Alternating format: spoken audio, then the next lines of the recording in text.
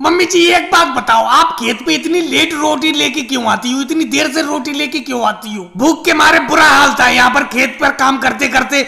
आप कम से कम 2 घंटा लेट रोटी लेके आई हो। मेरे बेटे राहुल, घर पे भी मुझे एक ही काम नहीं है रोटी बनाने का, बहुत सारे काम है। भैंस के आगे चारा डालना पड़ता है, बहुत सारे काम करना पड़ते हैं। उसके बाद ही मैं रोटी बना के तेरे लिए खेत पर लाती हूँ। अच्छा बेटा, मैं आज तेरे लिए मक्के की रोटी और सरसों का साग लाई हूँ। कैसा लग रहा है खाने में? मम्मी जी खाने में तो बहुत मजा आ रहा है, लेकिन मक्के की रोटी तो आप कम लाई हो, 3 ही रोटी लाई हो। कम से कम 4 रोटी लाती। 3 रोटी में कहाँ पेट भर जाएगा? एक तो खेत पे ज्यादा काम करना पड़ता है, भूख भी ज्यादा लगती है। अरे मम्मी जी, मोदी जी इधर ही चले आ रहे हैं अपने पास में। इन्हें भी अपने खेत पर काम करते करते आज पूरा दिन हो गया। अरे बहन सोनिया जी, क्या राहुल के लिए मक्के की रोटी और सरसों का साग लाई हो खेत पे? मैं अपने खेत पे काम कर रहा था, बड़ा दूर से सरसों का साग की खुशबू आ गई तो राहुल मैं तुम्हारी तरफ भागा चला आया। आज खेत पे काम करते करते मुझे भी ज्यादा वक्त हो गया, इसीलिए मैं भी अपने घर पे खाना खाने के लिए नहीं जा पाया। राहुल, अगर मक्के की रोटी और सरसों का साग ज्यादा हो तो एक मक्के की रोटी के ऊपर थोड़ा सा सरसों का साग रख के मुझे दे दो। मोदी जी वैसे तो मुझे भी बहुत ज्यादा भूख लगी है,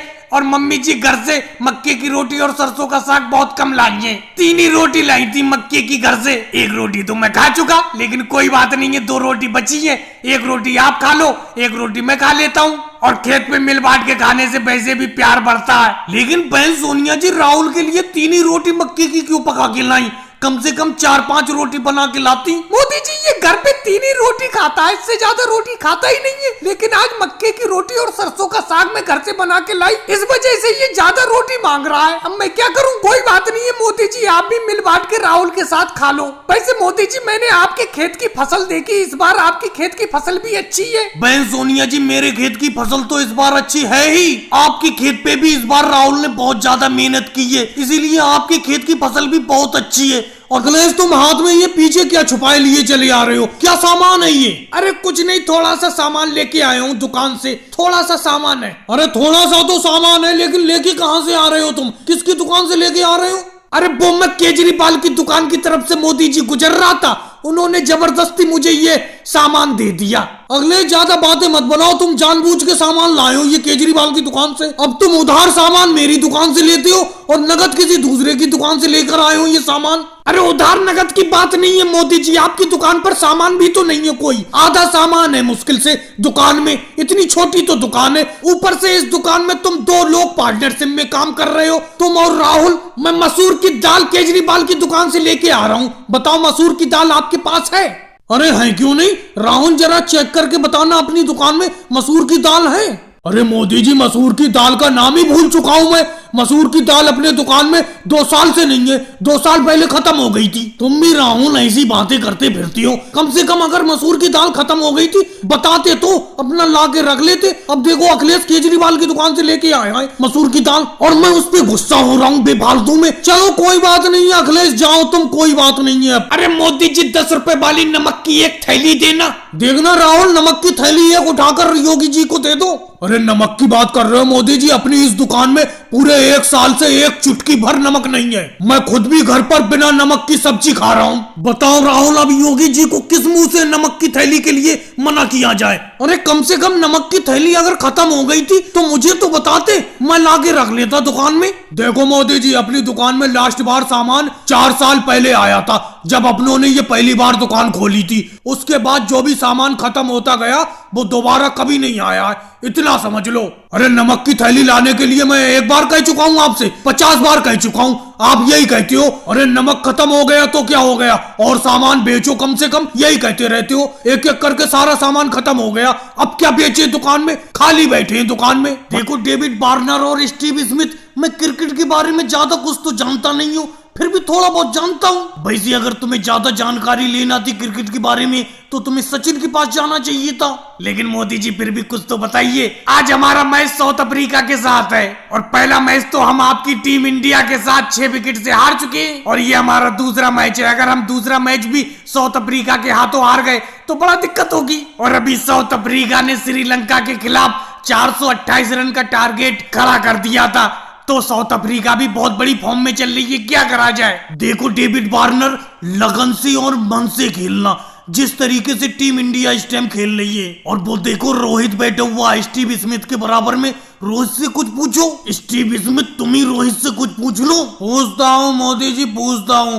पहले एक बात बताओ मोदी जी, लगन से और मेहनत से तो खेलना ही पड़ेगा, तभी तो हम साउथ अफ्रीका से जीत पाएंगे, क्योंकि टीम साउथ अफ्रीका भी इस टाइम बहुत अच्छा खेल दिखा रही है। वैसे रोहित एक बात बताना, लखनऊ की पिच किस तरीके की है? या ये पिच फास्ट बॉलरों को मदद करेगी? क्योंकि आज का मैच लखनऊ के स्टेडियम में ही खेला जाएगा। कहीं ये पिच चेन्नई की तरह तो नहीं है, जिस तरीके से चेन्नई में हम 199 रन ही बना पाए थे आपके खिलाफ। नहीं स्टीव स्मिथ, इस पिच पे अच्छे रन बनेंगे, बढ़िया तरीके से खेलेगी ये पिच। और टेंशन मत लो, हमारे पास तो स्पिनर बहुत अच्छे अच्छे थे, रविंद्र जडेजा, कुलदीप यादव, रविचंद्रन अश्विन, इसीलिए तो हमने तुम्हें 199 पे रोक दिया था। और साउथ अफ्रीका के पास फास्ट बॉलर बहुत अच्छे हैं, इसीलिए उनके फास्ट बॉलरों को अच्छी तरीके से खेलना। और वार्नर बिल्कुल सही कह रहे हैं, अगर आज का मैच तुम हार गए तो बड़ा दिक्कत हो जाएगी। अरे साउथ अफ्रीका टीम के बॉलर रबाडा भी आ गए। रोहित भाई, वार्नर भाई और स्टीव स्मिथ भाई को क्या सलाह दे रहे हो?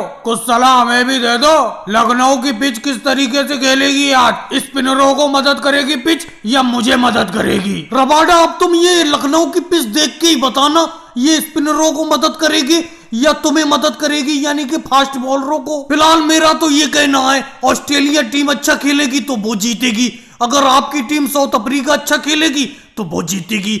मेरी तो शुभकामनाएं दोनों टीम के साथ हैं। दोनों क्रिकेट टीमें मेरे यहाँ पे मेहमान हैं। जब भी मछली पकड़ने के लिए हम आते हैं तुम जरूर पीछे लग जाते हो, और यहाँ पर मैं तुम्हें लागे बहुत बुरा पछताता हूँ। इससे तो अच्छा मैं राहुल को ले आता साथ में, समझे?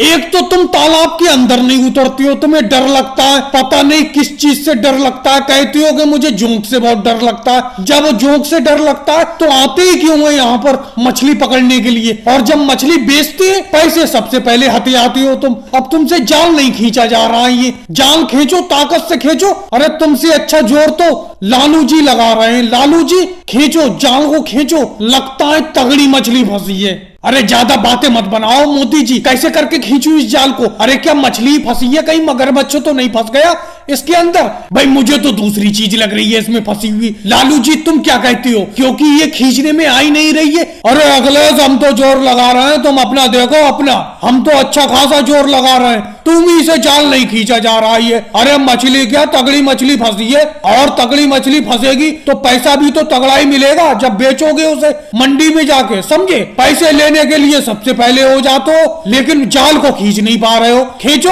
जोर से खींचो। अरे मोदी जी मैं कहता हूँ चेक कर लो, कुछ और ही फंसा है। ये जाल खींचने में नहीं आ रहा है, खींच नहीं पा रहा है ये जाल। कुछ तगड़ी चीज फंस गई इस जाल में। मुझे लगता है मगरमच्छ फंस गया या कोई एनाकोंडा फंस गया। बहुत बड़ी चीज फंसी है, ये खींच ही नहीं पा रहे हैं अपना इस जाल को। बहुत वजन हो गया इस जाल में।